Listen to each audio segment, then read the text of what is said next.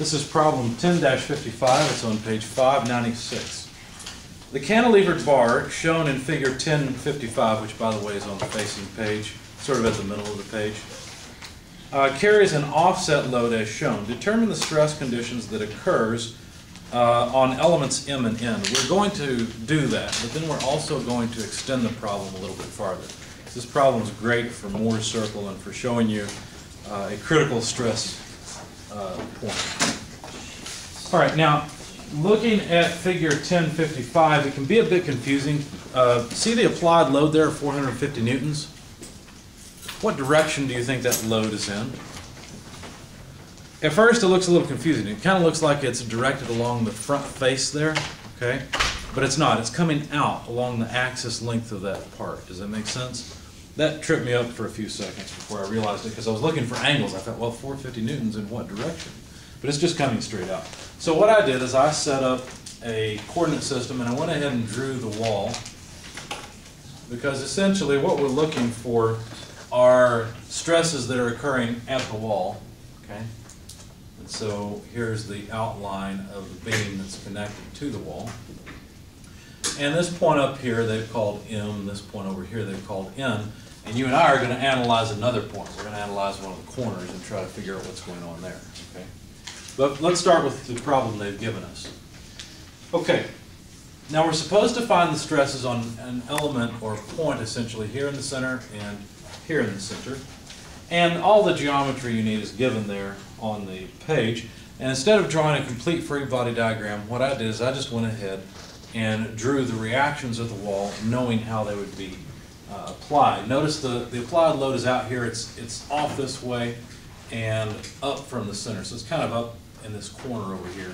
And so what it's going to do is it's going to apply essentially a moment at the wall in this direction, a moment at the wall in this direction. Again, remember I used double-headed arrows for moments. And of course, then there would also be the direct load. I just called that F. That's the 450 Newton load. Does it make sense why there would be these moment loads?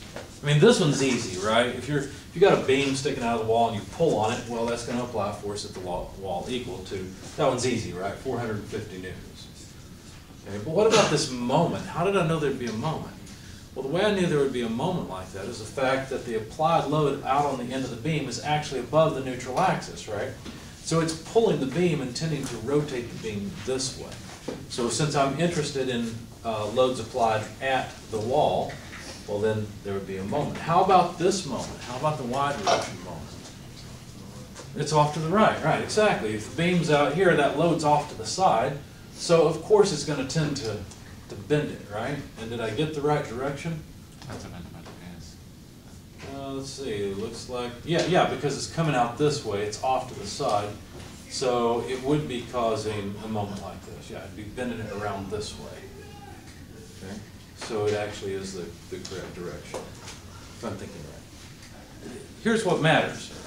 The magnitude of those moments. Now, how do we calculate the magnitude of the moments?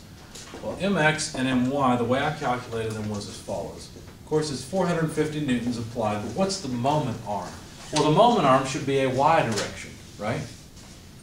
So what's the magnitude of the y direction moment arm for that 450 Newton load?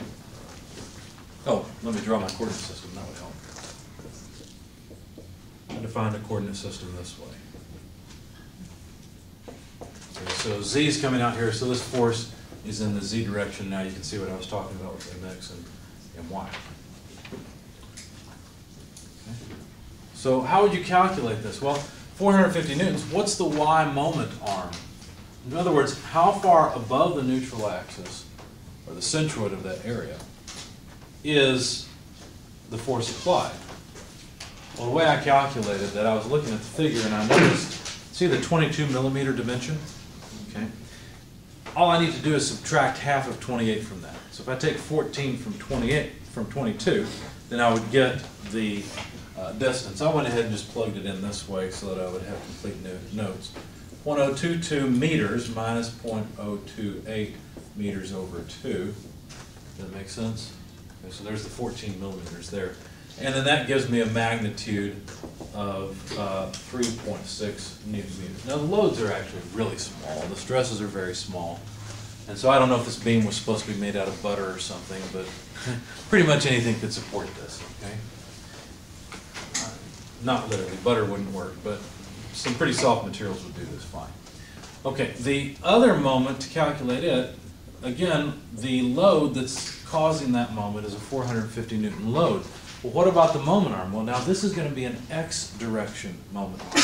So how far off to the side from the center of the area back on the wall, how far off to the side is that 450 Newton load applied? 18. 18, you got it, half of 20 plus 8, right? So it's 18. So what I did there, when you see my sheet, you'll see I didn't do it quite this way. I went ahead and plugged in all the numbers, but since you could see what it was, I'll just write it down. It's 18 millimeters. Okay? So that gives us a moment load of 8.1 Newton meters. Okay? So I could have done that here too. Does that make sense?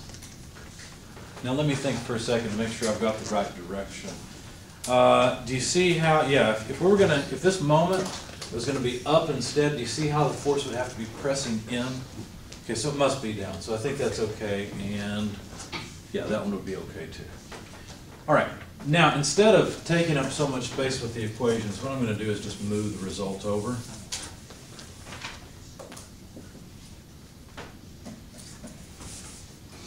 And that way I've got more board space.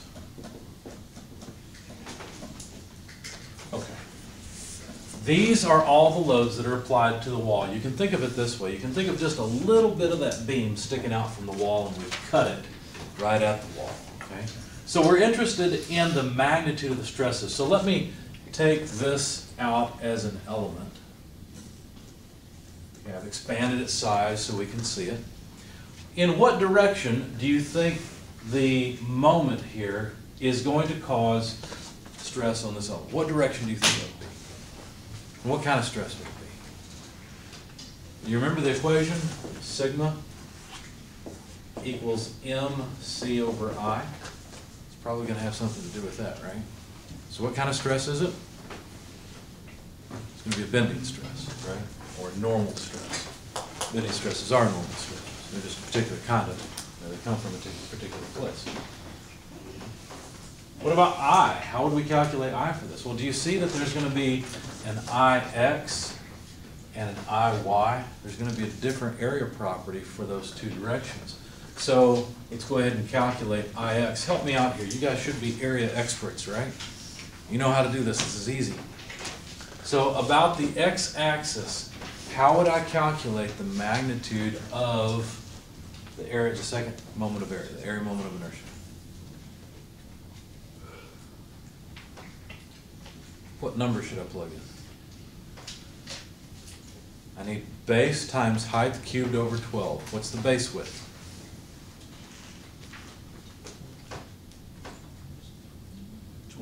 20 millimeters. Good. So 0.02 meters. What's the height? 28 millimeters. Everybody see that? Does everybody understand that the section we're taking is the one at the wall, not where the load is applied? Okay, so that little tab off to the side that allows us to apply the load off center is unimportant. What we're interested in is what's going on at the wall, and there's just a simple rectangle.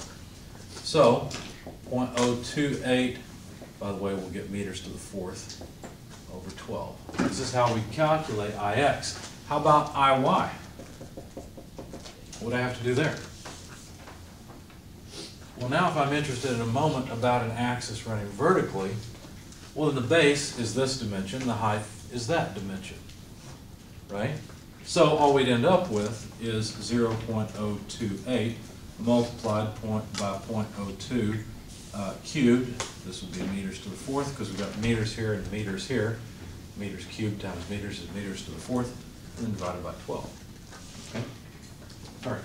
So when I did this, I calculated IX, and it came out to how much? 1.86 repeated times 10 to the negative 8th meters to the fourth. And IY came out to, no, I got those backwards. Yeah, IY is the 1.86 times 10 to the negative 8 meters to the fourth, and this one is 3 point, I don't know why I kept so many decimal places, oh well. 3.6586 times 10 to the negative 8th meters to the fourth. Okay, so there's Ix and Iy. Now, for M, am I interested in Ix or Iy in the denominator? I'm interested in bending this way, right? It's a moment applied in this direction that's causing stress up here, right? In fact, there's going to be tension at M, right? So I'm interested in bending about a neutral axis running this way, and that's Ix. So this would be Ix, and this would be Mx. Okay. What would the distance C be? Just be that distance, right? Which is 14 millimeters. Okay. All right. So the bending, and by the way, here's the bending stress, sigma b. It's going to be equal and opposite on both sides. So that bending stress comes out to we got 3.6 Newton meters of moment. The height we just decided was 14 millimeters, which is 0.014 meters. Ix we've calculated 3.6586 repeating times 10 to the negative 8th meters to the fourth, and so the bending stress comes out to about 1.378 megapascals when I plugged it into my calculator. Is there anything else that causes stress on this element? Well, how about this? Could this moment cause stress on that element? You have to be really careful. Hang on just a second. Think with me. We've used MC over I, but we could also talk about MXY over IX, right? You don't have to worry about the X. We're just talking about this direction, right? So we can talk about that element. So my over I, in other words, we could plug in a different value of y. We chose the value of C, 14 millimeters, but we could plug in something else and calculate the magnitude of the stress. So the stress profile would look something like this.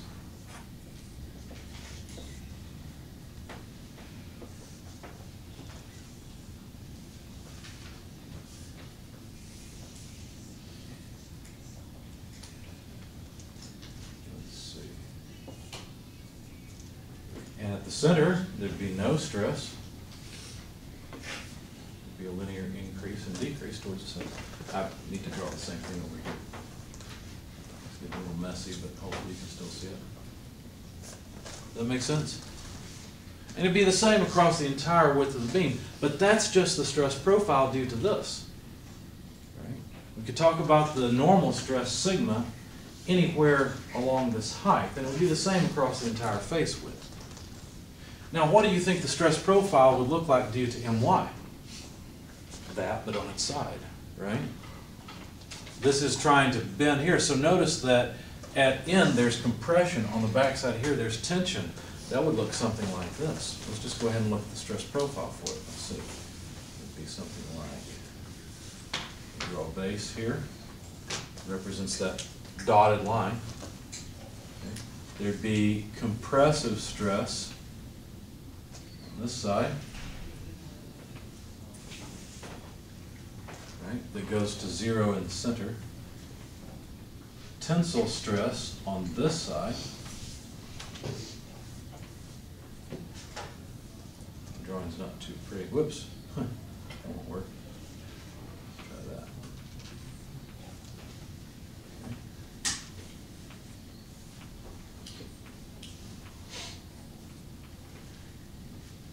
And the stress would be the same across that entire face. Does that make sense? That's what the stress distribution would look like on this face due to this. So at point M, which is right here, how much is the stress? Depends which one you're talking about. Well, the stress due to this moment is what we've calculated here. The stress due to this moment, my, at this point, which is unfortunately named M, would be 0. Okay. Now, you can see why I might be interested in the corner, right? Because look, See that corner? There's tensile stress and compressive stress, which would tend to cancel each other. This corner is probably going to be okay. But what about this corner? Notice there's tensile stress in both of those. Do you see how I'm saying that this corner is probably more critical than this corner? It's probably more critical than either one of these too, because look, we've got the maximum stress there. Okay? This is a critical point because that's where the stress is highest. But let's continue with let's not get too far ahead of ourselves. Since we've gone ahead and calculated the bending stress due to this profile, let's calculate the bending stress at N due to this MY load. It's going to be the same kind of thing. The bending stress there, and let's make it clear, let's put an X and a Y, just so we can differentiate between where these stresses come from. So MYC over IY. You see how now I'm talking about a different C? I'm talking about this distance rather than that distance, because I'm talking about this stress due to MY, not this stress due to MX. Okay, so this C is not that C. Unfortunately, I just don't have enough characters to make it clear. In fact, what would be the value of C? What's the distance from the center out? 10 millimeters, exactly. 0.01 meters, okay? Now, let's plug it in. 8.1 Newton meters multiplied by C, you just told me, is 0.01 meters, good.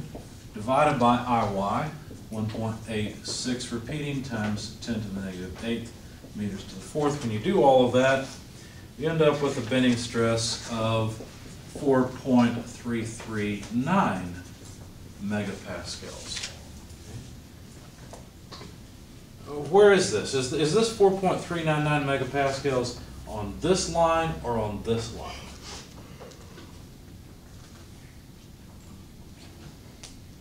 It's a trick question. The answer is yes. Right? It's just that it's compressive on this line, it's tensile on this line. It's the same magnitude because it's the same distance, right? The moment MY is the same on that whole face, IY is the same on the whole face, it's just that C varies. C goes negative here and positive here. Okay? We're doing okay. I see a lot of blank looks. All right. Anyway, let's go back. We were dealing with point M, okay, at the top. Let's go back and see if there's anything else. We've decided that the moment load Y will not cause a stress on M that we need to be concerned with. There is, however, another load. There's this load F. Will it cause a stress on M that we need to concern ourselves with? Sure. In fact, how would we calculate it? What kind of stress would it cause? Well, that's the one that's just pulling straight out, right? So that's going to be a force over area type of stress, and it would be, again, a normal stress. So let's just say the stress due to force F, okay, to the 450 Newton load, would be simply F over A. What is the area of this thing? Well, it's just 0.02 times 0.028, okay, because it's just the area there. When I did that, I came up with 5.6 times 10 to the negative fourth square meters. Okay. So the force is 450 newtons over 5.6 times 10 to the negative fourth square meters. It's going to give us pascals. The number I got came out to about 0.804 megapascals. So what does that mean? Well, what that really means is that, I'm sorry, I'll have to erase this. 0.804 megapascals, there we go. What that means is that there's another load here. Okay? Both of those are trying to pull this element apart. So what's the total magnitude? In other words, what if we put these two together, what's the total stress? Well, it's just the sum of the two, right?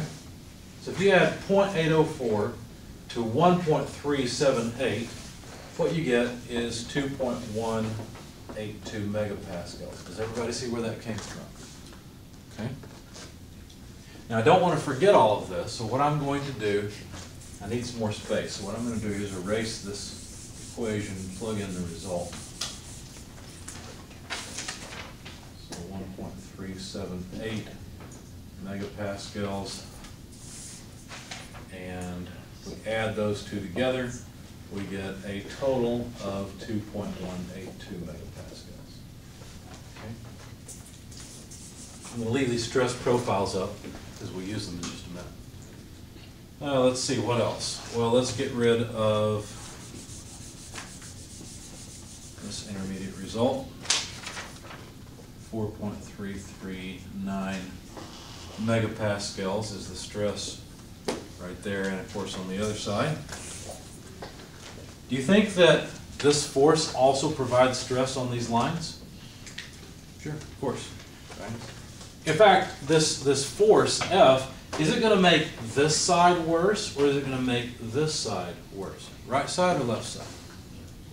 It's going to make the right side worse because that's where there's tension, right? It's going to cancel some of the compression over here. Not all of it, obviously, but some of it. So really, when I say sigma T is sigma F plus sigma bending in the y direction, I'm really only talking about that line, right? Whereas this bending stress could talk about either line, one being positive, one being negative. Okay, so we could do a plus minus there. Now, how much do you think is the magnitude of the stress caused by this force on these lines? Same as it was before, it's just F over A still, right? Because remember, this force is going to cause a uniform stress distribution along the entire surface.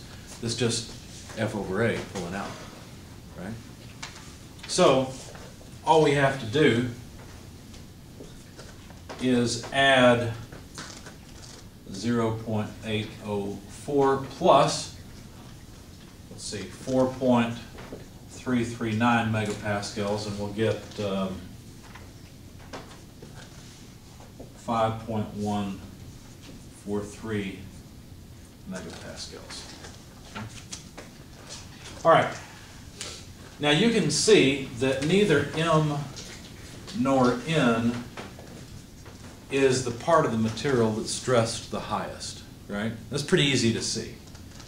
Because at N, there's no stress from the moment load mx, okay? And at M, there's no stress from the moment load my.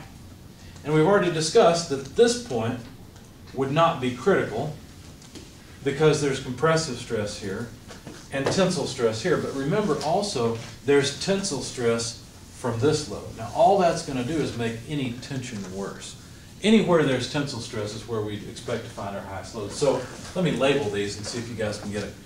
A, B, C, D. At what point, which corner is going to be the critical corner? Which one has the most stress in it? I've got one vote for B. Anyone else want to be brave enough to vote? Another vote, 2 votes for B? Anybody else? I agree. Why is it B?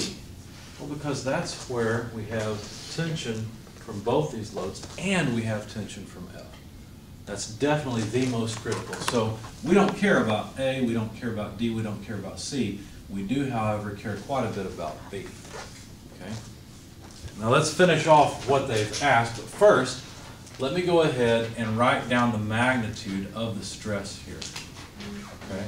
So there is going to be stress, and the magnitude of that stress is going to be stress from here, which is, well, really it's 1.378.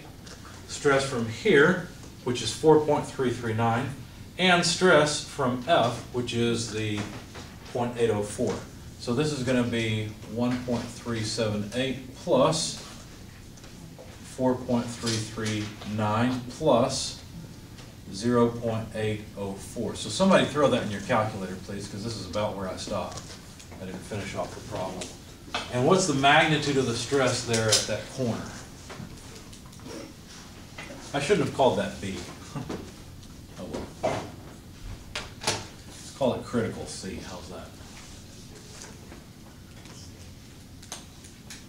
So what's the magnitude of the stress there? I have 6.521. 6.521? Yep. Okay. And that would be megapascals. Okay. Now, is there really any point in analyzing what's going on at the M and N any further? No. We may as well analyze what's going on here at this corner. And the analysis would be similar for M and N, but there's really no point in continuing with those because we know that they are not critical. So we have answered the question that the author of the problem asked. He wanted us to find the magnitude of the stresses at M and N. We've done that. But let's extend it and actually do more with it. Now, if we were to look at a stress element at that corner, we could still draw it, but let me draw it in 3D this time instead of in 2 dimensions. Probably shouldn't have done that. Well, too late, it's already done. All right. Now we've already decided that there's going to be a normal stress, and the magnitude of that normal stress will be 6.521 megapascals. I'll tell you what, let me just look at it from the top. That way we can do a 2-dimensional Mohr circle. Now I'll warn you that this is not all there is to the story. Maybe we'll revisit this one a little bit later and find the actual maximum shear stress. But for right now, let's just look at it from the top. See what happens. Okay. Now, how much stress is there in the x direction? Nothing, right? There's nothing on these faces. There's also no shear stress around the entire face, right? So the only stress we have is this stress. Now, if we were to try and draw a Mohr circle, how would we do it? Well, I want you to get used to using the procedure. So let's go through and use the procedure ourselves. Page 559. Identify the stress condition. I'm looking at the procedure at the bottom of the page. Identify the stress condition at the point of interest and represent it as the initial stress element in the manner shown in figure 1029. You can go back and look at that if you want. It's on the facing page on the left. The combination of sigma x and tau xy is plotted as point 1 on the sigma tau plane. So what they're doing is beginning to sketch Mohr's circle. You're going to need a sigma tau axis, so let's, or sigma tau plane. Okay, and here's the sign convention. I didn't go into this last time. I try to avoid a lot of details in lecture that you won't understand anyway, and then show you the details in example problems. But what is considered a positive normal stress? Tensile. Anything that's a tensile stress is considered positive. Okay? If I'm going to represent the element in the same way that they've got in their figure, I'd have to do it like this. I'd have to draw it like that. There's the axis I asked you about, and there's the stress that we're trying to represent. Okay? All right, so what we need to do now, oh, by the way, shear stresses, I know we don't have any in this case, but you may want to highlight the sign conventions on page 559 just above the procedure. Positive normal tensile are to the right on the, so here's positive tensile. Negative normal stresses are compressive, they go on the left. Shear stresses that tend to rotate the stress element clockwise are plotted upward on the tau axis, so anything that would tend to rotate this thing this way, no, that's counterclockwise, this way, would be considered positive and would go up here. Okay, so if we had a stress, for example, like that, that would be a positive shear. However, we don't have anything like that. Okay. Now, you might realize it depends on how you're looking at this element. You could look at this element from below instead of from above if you wanted to. So the sign convention is somewhat arbitrary. It's just to keep you straight. It's just like it doesn't really matter what direction you take an x-axis in a problem. It's just there so you're consistent. Okay. Anyway, let's continue with the procedure. The combination sigma x, so this would be the, let's see, in our particular case, it's really the z direction. So let me generalize what they're saying just a little bit. This is z because it's coming out of the board, and then this would be x. But their intention is that this way it'd be plotted first. It's plotted as 0.1. So how much is the shear stress on this face? Nothing, right? There's no shear stress. That's on this axis at this line, right? That's a zero shear. But this is a tensile stress, so does it go on the right or on the left? It goes on the right. Okay. So this is what they were calling point 1. Now point 1 doesn't necessarily have to end up on the axis. Sometimes it'll be up, sometimes it'll be down, depending on whether you have a shear that's going clockwise, so you end up here, or counterclockwise, so you end up down here. Okay? But in our case, there it is. That's the first set. That's point 1. Next step. The combination sigma y and tau yx is then plotted as point 2. Note that the shear stresses are always equal and opposite. In other words, these shear stresses are always equal in magnitude to each other. So what we have to do now is plot the stress on this face. How much is the shear stress on this face? Nothing. How much is the normal stress on this face? Nothing. So what point do I plot? 0. The origin. There's point 2. Okay? So that's the first few steps. By the way, it's good to make some notes here. This is at 6.521, and the axis is measuring megapascals. Okay, draw a straight line between the 2 points. Okay, we can do that.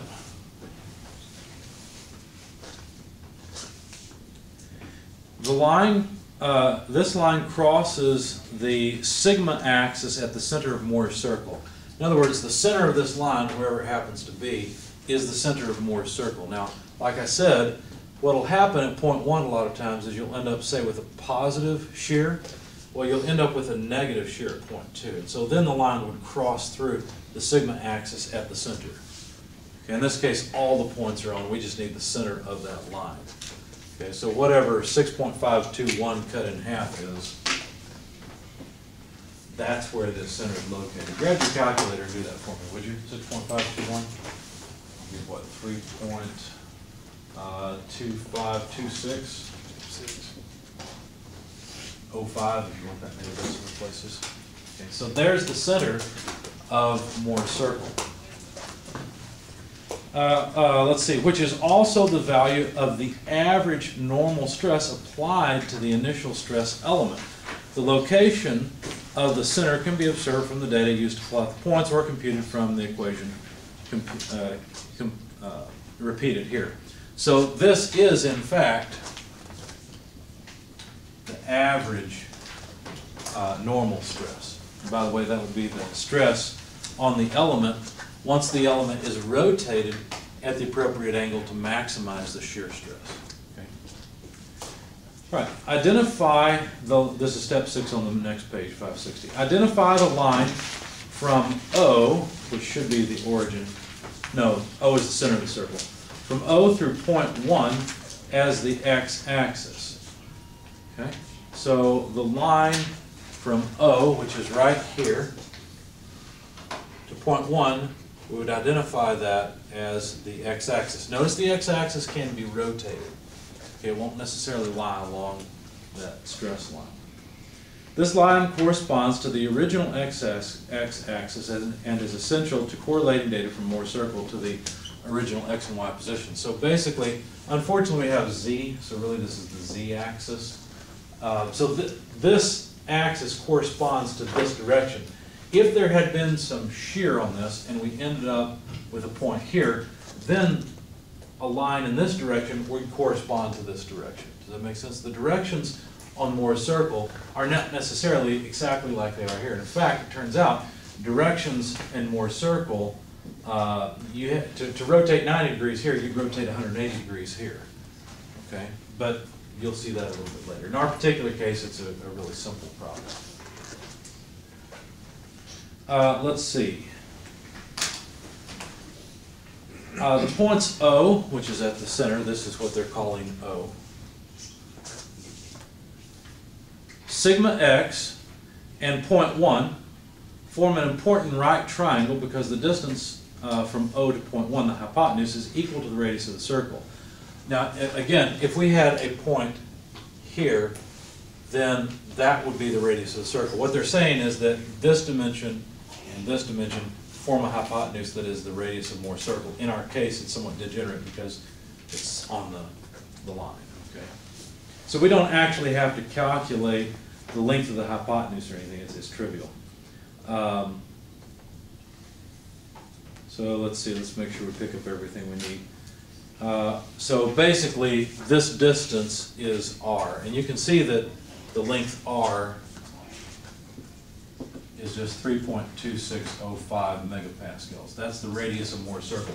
But of course, it's easy to see, right? I mean, you guys can already see if you put the center of a circle here, go through these 2 points, you're going to end up with something that looks like that, right? So you have the same radius r along the entire circle. Okay, I'm not going to continue with the procedure here. I just want to point out one thing. This point represents the maximum shear, right? Because look, as you go around the circle, all you're doing is you're saying, if I instead of choosing this orientation of the element, if I had chosen a slightly different inclined version of the same, okay, some angle theta, then I would get, instead of just having some normal stress sigma, I would also have some shear, because the sum of these together have to still equal sigma z. And if I were to rotate it just the right angle, I would maximize this shear. Well, that's this point right here. In our particular case, if you were to rotate this cube 45 degrees, which is 90 degrees on Mohr's circle, you would find that the cube would have the maximum shear stress. And that's what causes failure in inductive materials. That's why we're really, really interested in the top and bottom of that circle. Okay? Anyway, so if we were to calculate the shear, what would be the magnitude of the shear here? You can read it off, right? If I were to put a number here for that tall max, what would it be? Exactly, 3.2605 megapascals. And I could use that to compare to the shear strength of the material, whatever this beam is made out of, and see if it's going to fail. Do you see how if I hadn't used that stress element, I would get the wrong maximum shear in that entire cross-section? Might get the right maximum shear for point M and N, but those aren't the points that are going to fail first. Okay? Tried to make the first Mohr's circle a pretty simple, straightforward one. Any questions on it? Yes? What numbers did you choose to get the 6.521 megapascal? I added all of the stress from mx, so all the normal stress that it provides, which was a tensile stress at C, all the stress from my, because it was also a tensile stress at C, plus all the stress from F over A. That's where these came from. This was from sigma x, which is where, I guess I've erased it, 1.378. This was from sigma y, and then this was F over A. So those are the three numbers I added together, and if you remember the stress diagrams we had, we chose to add them because at this point they would add, and therefore that would be the critical point. Good questions. Does that make sense? Anything else? All right.